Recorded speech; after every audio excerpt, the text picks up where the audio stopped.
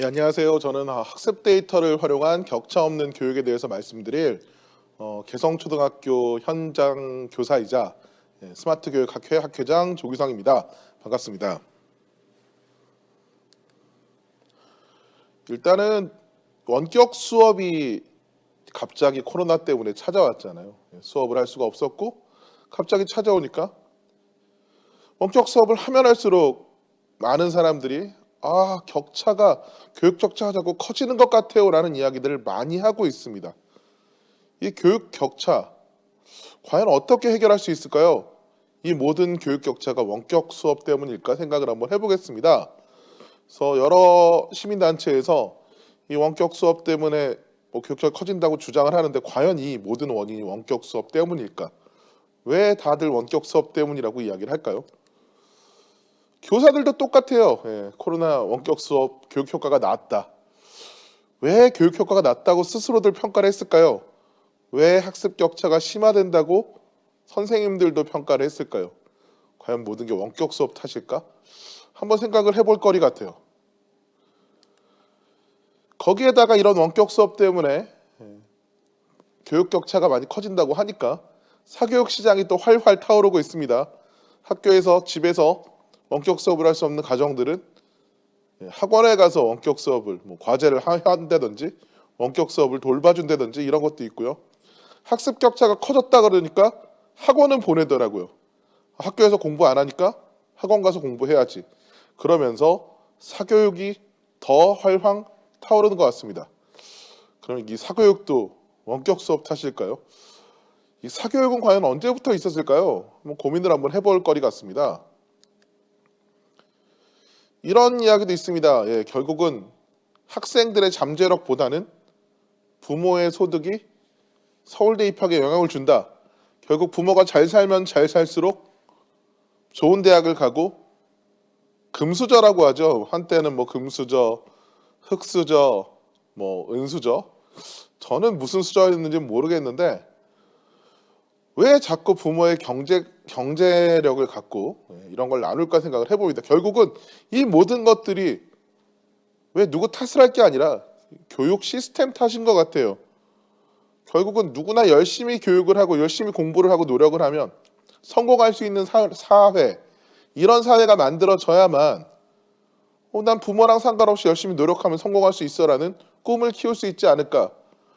이미 지나간 제도에 대해서 이야기하고 싶진 않지만 예전에는 부모의 경제력과 상관없이 열심히 공부하면 사법고시도 통과할 수 있었고 열심히 공부하면 장학금을 받고 대학에 갈 수 있었습니다. 사교육을 받지 않고도. 예전엔 과외 금지도 했었잖아요.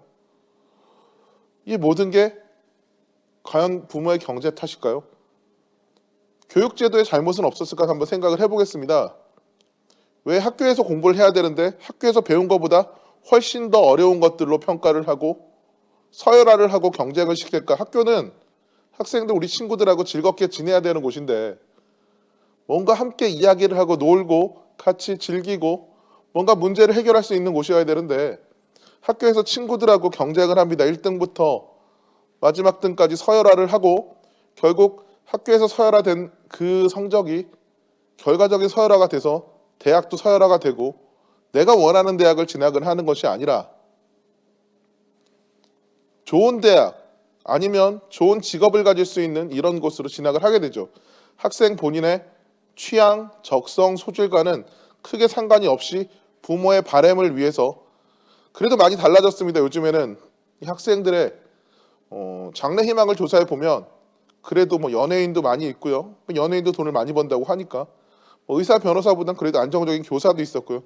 재미있는 건 저도 교사지만 직업은 교사를 원하지만 실질적으로 교사에 대한 존중은 또 없어진 사회가 생겼다는 거죠. 결국은 부모의 소득보다 중요한 건 학생들의 소질, 적성이 아닐까 한번 생각을 해보겠습니다. 그럼 소질과 적성은 어떻게 한번 찾아볼까? 대치동 하면 되게 유명하잖아요. 대치동 주변은 사교육의 메카. 집값도 엄청나고요. 저 멀리서도 대치동 학원가까지 몇 분이 걸리느냐에 따라서 아파트 가격이 형성이 된다고는 그런 이야기까지 들었습니다. 아까 금수저, 흑수저 이런 말씀 드렸지만 죄송하지만 저 대치동 출신이거든요. 대치동에서 자랐고 초등학교 중학교, 고등학교까지 대치동에서 자랐습니다. 근데 저희 때 학원 없었습니다. 학원 없었고 학원 있었다면 단과학원, 저는 단과학원 하나 다녔습니다. 그런데 어느 날 갑자기 제가 대학을 가고 사회에 나가니까 대치동이 사교육의 메카가 되어서 모든 학원이 그쪽에 생기더라고요. 제가 그냥 이렇게 걸어 다니던 동네인데 왜 그럴까 생각을 해봤어요. 결과적으로는 대치동에 있는 학교들에서 교육열이 좀 있긴 했습니다. 다들 경쟁도 하고 다른 데보다 공부를 좀 더 많이 했죠. 그 학교들에서 서울대 몇 명 가고 연고대 몇 명 가고 맨날 써붙이기 시작했습니다. 서로 경쟁을 하면서. 그러다 보니까 저쪽 동네에 살고 저쪽 학교에 다니면 좋은 대학을 갈 수 있겠구나라는 생각이 드니까 그쪽에 이제 학원들이 몇 개가 들어온 거예요. 그러면서 우리 학원을 다녀서 서울대 연고대를 갔어요. 스카이에 갔어요. 이런 쪽으로 하면서 학원들이 계속 생기기 시작합니다. 사람들은 좋은 대학을 가려면 대치동에서 학원을 다녀야 되는구나 라고 생각을 하고 그쪽으로 학원을 보내기 시작합니다. 좋은 아이들이 와서 좋은 대학을 가니까 좋은 학원이 된 것 같아요. 그러면 그 아이들이 학원에서 공부를 열심히 한 것도 있지만 지역의 문제도 있고 내가 원해서 노력을 한 이후로 결국은 훌륭한 사람이 되는 거죠. 물론 그때 좋은 대학을 간 사람들이 지금 성장을 해서 다 훌륭한 일들을 하고 있습니다. 물론 공부가 인생의 전부는 아니지만 지금 만나는 사람들이 다 잘하고 있더라고요. 하지만 이 대치동의 사교육은 원래 사교육 때문에 좋은 대학을 가거나 성공한 케이스는 아니라는 겁니다. 그것만 생각하시면 될 것 같아요. 제가 10여 년 전에 2011년에 스마트 교육을 시작을 했습니다. 그때 제가 꿈꾸던 교육은 왜 이렇게 부모의 경제력을 갖고 모든 걸 좌우할까 생각을 했고 학원을 다니지 않아도 본인이 노력만 하면 충분히 성과를 낼 수 있는 그런 교육을 원했습니다. 그래서 스마트 교육이라는 건 온라인에서 학습을 할 수 있고 스스로 뭔가를 찾아서 만들어가는 그런 교육을 시작을 했거든요. 문제 해결을 하고. 근데 재밌는 건 사람들이 저한테 그럽니다. 당신은 개성초니까 그 강남의 유명한 사립초등학교 선생님이니까 그런 교육이 가능한 게 아니냐? 좋은 학교에서 좋은 아이들 데리고 하니까 성과가 나오는 거 아니냐? 이런 얘기를 하면서 내가 참 우리 학교에서 이걸 한 게 잘못이구나 이런 생각을 하게 되었습니다. 사실은 저희 학교에 들어오는 아이들 물론 좋은 집안의 아이들이 들어오긴 하지만 그냥 어린 아이들은 똑같습니다. 그냥 물론 부모의 유전도 있을 수 있겠죠. 하지만 동네 다른 공립학교와 똑같은 아이들이 와서 학교에서 만들어지고 학교에서 문제 해결력을 통해서 무언가 창의적인 아이들로 키워가는 학교에서 열심히 교육을 하면서 커가는 또 이런 거 갖고도 뭐라고 하실 분이 있을 것 같아서 여기까지만 이야기하겠습니다. 결국 10여 년부터 제가 사교육이 없는 격차가 없는 교육을 원한다는 건 뭐냐?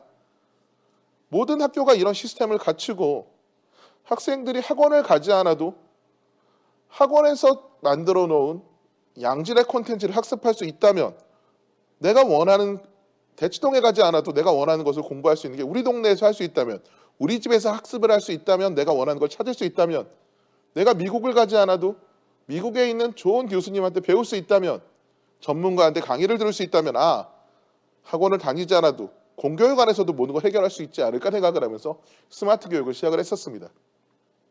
그리고 10여 년 전부터 시작을 했기 때문에 곧 모든 공교육이 이렇게 변할 거라는 희망을 갖고 있었습니다. 그런데 반대가 엄청 많았어요.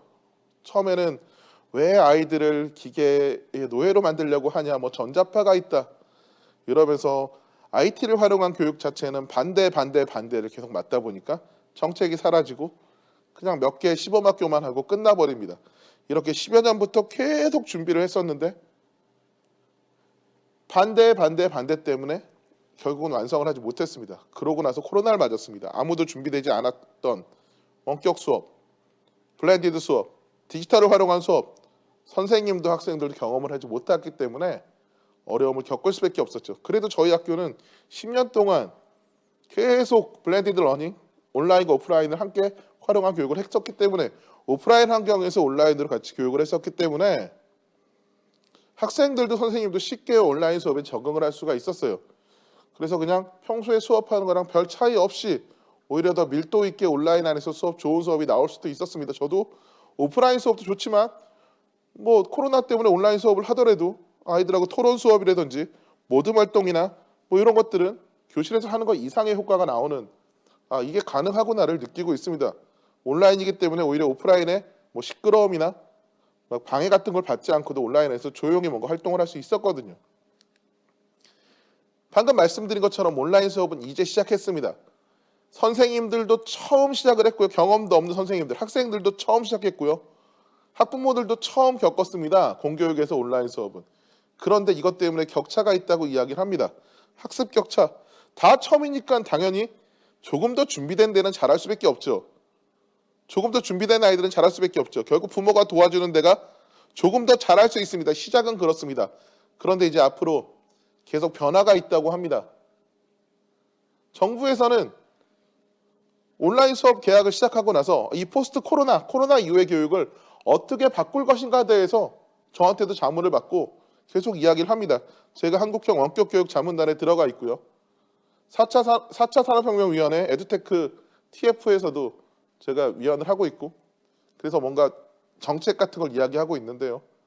정부도 이렇고 많은 선생님들도 이제는 필요했었구나. 그동안 나한테 필요 없는 줄 알고 반대했던 디지털 활용 교육이 이제는 대세가 되었구나. 해보니까 좋구나. 라고 받아들이기 시작했습니다. 이제가 변화의 기회입니다. 그동안 지식 중심으로 교육하던 학교 수업, 경쟁하던 학교가 아니라 이제는 스스로 지식을 찾습니다. 찾아서 무언가를 만들어내는 교육으로 변화됩니다. 예전 같으면 지식 갖고 시험 봐서 시험 점수 갖고 경쟁을 했는데요. 요즘 세상에는 지식을 외우는 게 아니라 얼마든지 찾아볼 수 있습니다. 새로운 지식은 계속 생겨나고 그거를 찾아내서 내가 해결할 수 있는 방법을 찾는 문제 해결력 중심의 수업으로 바뀝니다. 이제 온라인 수업이 시작됐기 때문에 선생님들도 학생들도 이제 적응을 하기 시작했다는 거죠. 정부에서 한국판 뉴딜에 교육 분야를 넣었습니다. 그래서 2021년 내년까지인데요. 사실은 쉽지는 않을 겁니다. 모든 교실에 기가 와이파이를 넣는다고 합니다. 모든 교실에. 와이파이가 있으면 어떤 일이 벌어질까요? 애들이 게임을 할까요? 예전에 지자체에서 미래교육에 대해서 자문을 해달라 그러길래 갔더니 모든 교실에 와이파이부터 넣어주세요. 무선부터 넣어주세요. 그랬더니 교장 선생님들이 반대한다고 합니다. 애들이 와서 게임한다고. 게임이 무서워서 새로운 교육을 안 한다는 거죠. 어떤 일이든 간에 잘못된 것들은 생길 수 있습니다. 그럼 그렇게 잘못된 것들을 예측을 하고 예방을 하면서 더 좋은 것들을 새롭게 집어넣어야죠. 구더기 무서워서 못 담근다 이런 속담도 있듯이 분명히 더 좋은 게 있으면 먼저 실시를 해야 됩니다. 그리고 문제가 생길 걸 예측해서 나가야 됩니다. 자, 이제 모든 교실에 와이파이가 들어옵니다. 그렇다면 결국은 학생들이 학습하는 데이터가 쌓이는 구조가 생깁니다. 신문에서 저한테 인터뷰를 요청을 했기에 제가 이렇게 이야기했습니다. 학생들하고 쉽게 상담을 할 수 있고 학생들의 학습 데이터가 계속 쌓인다는 거죠. 모든 학습 데이터가 쌓이고 모든 검색 데이터가 쌓이면 학생들이 무엇을 좋아하고 무엇을 잘하는지 어떤 분야에 관심이 있는지를 분석을 할 수 있게 됩니다. 지금 분석 기술이 없다고요? 분석 기술은 계속 발달하고 있습니다. 일단 데이터를 쌓기 시작하면 데이터를 어떤 형태로 쌓을 것인가부터 고민을 하고 그 원데이터를 쌓아서 분석을 하면 됩니다. 그러면 이 학생은 이런 쪽에 소질이 있군요. 이쪽에 관심이 있었군요. 이쪽에서 계속 무언가를 했군요. 결국 그 데이터가 포트폴리오가 되어서 그 데이터 전형을 통해 대학도 갈 수 있고 이 데이터가 초중고에만 쌓이는 게 아니라 대학 때도 쌓이고 평생학습 데이터로 쌓이면 취업에까지도 영향을 주고 재취업이나 여러 가지 일까지 평생교육까지 가는 게 결국 이 학습 데이터입니다. 올해는 학습 데이터가 시작하는 출발점인 것 같아요. 왜냐? 이제 교육의 데이터가 쌓일 수 있는 환경이 이제 내년부터 2022년부터 이제 만들어진다고 하고요. 다음에 K-에듀 플랫폼이 2023년에 만들어진다고 합니다. K-에듀 플랫폼을 갖고 학습 데이터를 쌓을 수가 있게 되고요. 결국 다양한 AI 분석을 통해서 학생들의 소질과 적성을 분석할 수 있습니다. 그러면 공부 갖고 아이들하고 경쟁하는 시대가 아니죠. 모든 학생들마다 다 다르잖아요. 쌍둥이도 다르고 다 다른데 각각 다른 장점이 있으면 그 장점을 갖고 문제를 해결할 수 있게 만들어주는 겁니다. 수업 자체를 문제 해결 중심으로 바꿉니다. 많은 분들이 아시는 미네르바 스쿨. 왜 미네르바 스쿨이 각광을 받습니까? 캠퍼스가 없어서요? 온라인으로 학습해서? 아닙니다. 문제 해결을 하기 때문이에요. 각 지역에서 지역 전문가들과 함께 문제 해결을 하기 때문에 그 문제 해결에 대한 경험과 노하우가 실질적인 경험으로 나타나서 취업도 잘 되고 각광을 받고 있습니다. 결국 모든 학생들의 장점을 살려서 같이 문제 해결을 할 수 있고 장점을 키울 수 있는 교육이 데이터 활용 교육입니다. 온라인으로 학습하는 거 내가 다 가르칠 수 없어요. 선생님이 모든 걸 가르칠 수는 없습니다. 저 초등학교 교사인데 사람들이 저한테 물어봅니다. 뭐 가르치세요? 예, 저 국수 사과 다 가르칩니다. 하지만 그거 말고 또 가르칠 수 있는 거, 물론 저는 뭐 컴퓨터나 이런 것도 가르칠 수 있지만 그 이외에 학생들이 저한테 나는 선생님 이런 걸 배우고 싶어요. 제가 직접 못 가르칩니다. 그럼 저는 더 잘 배울 수 있는 곳을 소개를 해줍니다. 우리가 이야기하는 이 격차, 결국 성적과 점수의 격차만 이야기하는데 이제 성적의 시대는 아니죠. 이 강의를 보는 분들이 그 성적 순으로 지금 살고 있지 않잖아요. 그래서 이제부터는 데이터가 쌓이고 분석이 된다는 건 학생 중심의 맞춤형 교육이 가능해진다는 거예요. 결국 학생들이 무엇을 원하는지, 미래형 인재가 될 수 있는지를 찾아서 학습 데이터 분석을 해야 됩니다. 학습 데이터가 아닌 모든 데이터, 검색 데이터, 내가 관심 있는 데이터, 심지어 찾아보는 유튜브까지 무엇인지도 물론 동의를 받아야겠죠. 개인정보 보호를 받아야 됩니다. 데이터 3법으로 인해서 충분히 익명화해갖고 데이터 찾아낼 수 있습니다. 쌓을 수 있습니다. 다음에 우리나라는요. 교육과정이 너무 많아요. 국가에서 저희한테 1년에 하라고 하는 교육과정 시수만 다 합쳐도 일반 교육과정 시수를 한참 넘어갑니다. 그래서 제발 학교에다 모든 거를 다 하라고 얘기하지 말고 스스로 뭔가 찾을 수 있는 역량을 키워주는 역량 중심, 다음에 문제 해결 중심, 문제가 생기면 문제를 해결할 수 있도록 학생들에게 학교에다 맡기면 됩니다. 모든 걸 필수 교육으로 해서 학교에다 다 맡기면 학교는 터집니다. 뭔가 새로운 걸 할 수가 없어요. 그거 하는데도 힘들어요. 거기에 같은 공간에서 학생들이 스스로 내가 하고 싶은 공부를 할 수 있습니다. 공간은 같지만 배우는 것, 찾아보는 건 다르게 자유 탐색을 할 수 있습니다. 그러면 나는 이쪽 분야에 관심 있어. 이쪽 분야 학습을 할래. 그럼 그 공간에서 내가 좋아하는 걸 찾아서 강의도 듣고 경험도 쌓고 실제로 체험 학습을 한 것도 데이터로 쌓여지면 어떤 분야에 가더라도 이 학생은 진정으로 이쪽 분야를 원했구나라는 게 쭉 나타납니다. 물론 이런 걱정 많이 합니다.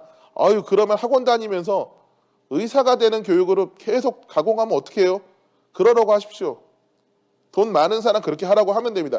대신에 그렇게 하지 않을 수 있는 사람도 내가 원하는 진정으로 원하면 찾으면 그쪽 분야로 탐색할 수 있도록 시스템을 만들어주면 됩니다. 서울에 강남에 살아야 되는 게 아니라 저기 멀리 떨어진 곳에 살아도 온라인상으로 충분히 학습할 수 있도록 온라인 시스템을 만들어주면 됩니다. 화상 시스템 이번에 온라인 수업하면서 다들 되게 처음에는 신기해 그랬는데 너무 익숙해졌잖아요. 이제 뭐 화상 연결하는 거 정도는 일상화되지 않았습니까? 예전에 화상 통화하는 거 우와 신기하다 그랬는데 미국이건 뭐 저기 알래스카건 10명이건 20명이건 100명이건 200명이건 같이 화상을 연결해서 대화할 수 있는 시대가 왔습니다. 그러면 해외에 있는 전문가와 함께 내가 원하는 분야에 하나의 분야에 있는 친구들이 여기저기 모든 우리나라의 각각 곳곳에서 모인 친구들이 한 명의 선생님에게 배울 수 있는 환경이 충분히 가능해지는 거죠. 공부가 아닌 나만의 적성과 소질을 찾을 수 있도록 해야 됩니다. 결국 그렇다면 내가 원하는 걸 하기 위해서 기본적 공부는 안 해요라는 물어보시는 분들도 많은데요. 기본적인 지식은 갖출 수 있어야죠. 사람이 살아가면서 기본적으로 필요한 언어, 수리 능력 정도는 기본적으로 나이에 맞게 모든 걸 이수한 학생들만 자기가 탐색할 수 있도록 기본 과정을 만들어주면 충분히 필요한 교육을 할 수가 있지 않을까. 결국 학교에는 지금 학교라는 공간이 많은 학생들이 오는데 원치 않은 공부를 하니까 학교가 재미없다고 하는 거고요. 내가 원하는 걸 찾을 수 있게 만들어주는 학교. 친구들과 함께 공부 못한다고 무시당하는 게 아니라 너는 말을 잘해, 넌 정리를 잘해, 너는 음악을 잘해 이러면서 존중받으면서 문제 해결을 하면 친구들하고도 행복하게 학교를 다닐 수 있지 않을까. 제가 오늘 여긴 빠졌는데 우리나라 OECD 학생 행복지수가 거의 최하위권이었습니다. 재미가 없으니까요. 많은 사람들이 물어봐요. 그럼 어떻게 하면 학생들에게 흥미를 줄 수 있겠어요? 우리나라 학교는 다 똑같거든요. 다 똑같은 걸 가르쳐요. 그래서 학교를 다양화시켜야 됩니다. 똑같은 학교가 아니라 필요한 학교들을 여러 가지로 만들어서 학생들이 그곳에 찾아갈 수 있게 아니면 내가 원하는 걸 찾아낼 수 있게 하면 분명히 흥미를 갖고 집중하고 찾아갈 수 있습니다. 그러면 집중합니다. 시간 낭비 안 하고 자기가 원하는 걸 찾아갈 수 있는 거죠. 저희 딸내미한테 물어봤어요. 저희 딸한테 온라인 수업 힘들지 않아? 저희 딸이 하는 말이, 둘째 딸이 하는 말이 그러더라고요. 자기 할 거 다 하고요. 자기가 좋아하는 걸 찾을 수 있어서 학교 가는 것보다 오히려 훨씬 더 편하다는 이야기를 합니다. 제 딸이 그럽니다. 아이들도 마찬가지일 거예요. 자기가 좋아하는 거를 학교에서 가르쳐주고 할 수 있게 만들어주고 아니면 가르치지 않고 찾아낼 수 있다면 분명히 청소년 시절을 행복하게 보낼 수 있습니다. 결국 교육 격차라는 건 성적의 격차가 아니고 점수의 격차가 아닌 경험의 격차, 내가 무언가를 찾을 수 있느냐 없는가의 그런 격차입니다. 결국 온라인을 통해서, 온라인 데이터를 통해서 모든 곳에, 우리나라 어느 곳에 살던 격차 없이 모두에게 평등한 교육, 똑같은 교육이 아닌 내가 원하면 찾을 수 있게 만들어주는 그런 교육을 만들어주는 시스템이 필요하다는 거죠. 그래서 산업화 시대 예전에는요, 이 산업화 시대는 옛날처럼 교육을 한 거예요. 다 똑같이 규격화된 걸 똑같이 가르쳐서 서열화를 시켰죠. 근데 우리가 미래를 얘기하는데 미래에는 그렇게 서열화된 인재는 필요가 없다는 거죠. 다 다른 인재, 문제를 해결할 수 있는 그런 인재가 필요하고요. 규격화된 인재가 아니라 모두가 함께 협업을 하고 문제 해결을 하는 행복한 학교로 만들어준다면 그게 진정한 평등한 학교, 기회의 균등한 학교가 되지 않을까라는 생각이 듭니다. 제가 이 이야기를 많이 합니다. 왜 기술을 자꾸 교육에 활용을 하냐라고 물어보면요. 학습 데이터를 왜 쌓아야 되냐고 물어보면요. 의사 선생님들 이야기를 많이 합니다. 예전에는 침술 하나로 모든 것들을 청진만 하고 맥만 짚으면서 사람을 치료했습니다. 근데 어느 날 갑자기 엑스레이라는 게 나왔고요. 최근에는 CT나 MRI 같은 최첨단 고급 장비 이외에도 이제는 IBM 왓슨이 다양한 데이터들을 분석을 해서 이게 어떤 암이다 이렇게 분석까지 하는 시대로 왔습니다. 결국은 다양한 데이터를 통해서, 다양한 기술을 통해서 진단하고 분석하고 그리고 치료까지 할 수 있게 해답까지 제시를 해준다는 거죠. 교육도 똑같습니다. 기술들이 들어와서 데이터가 쌓이면 정확하게 진단해서 이 학생이 무엇을 좋아하고 이 학생은 무엇이 문제인지를 알게 되면 충분히 해결해 줄 수 있는 해답을 줄 수가 있습니다. 정답이 아닌 해답을 줄 수가 있습니다. 모 회사의 AI 수학이 나오고 나서 그 방문 선생님들이 되게 걱정을 많이 했대요. 이 AI가 들어오니까 우리의 할 일들이 없어지는 게 아닙니까?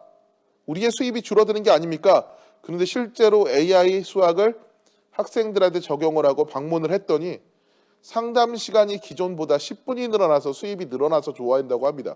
왜냐하면 그전에는 그냥 문제 푼 것만 보고 맞았다 틀렸다만 이야기했는데 이제는 이 학생이 어떻게 문제가 있고 무엇이 문제가 있고 어떤 분야에서만 실수를 하는지에 대해서 데이터가 있으니까 정확하게 분석해 줄 수 있기 때문에 상담 시간이 늘어나서 좋아한다고 하는 겁니다. 그래서 앞으로 데이터가 쌓이면 격차를 줄일 수 있습니다.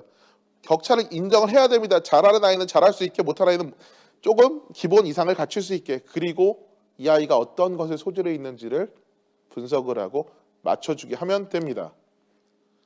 제가 지금 보여드리는 이 화면은요, 칸 아카데미의 SAT입니다. SAT도 아시죠? 미국의 수학능력 시험 같습니다.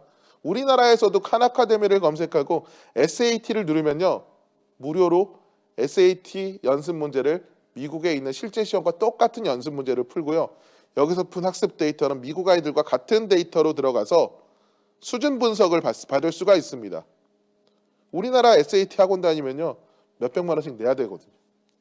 그래서 누구에게나 무상으로 제공될 수 있는 분석의 기회, 할 수 있는 나의 수준의 기회를 주는 것이 온라인을 통해서 가능하다는 거죠.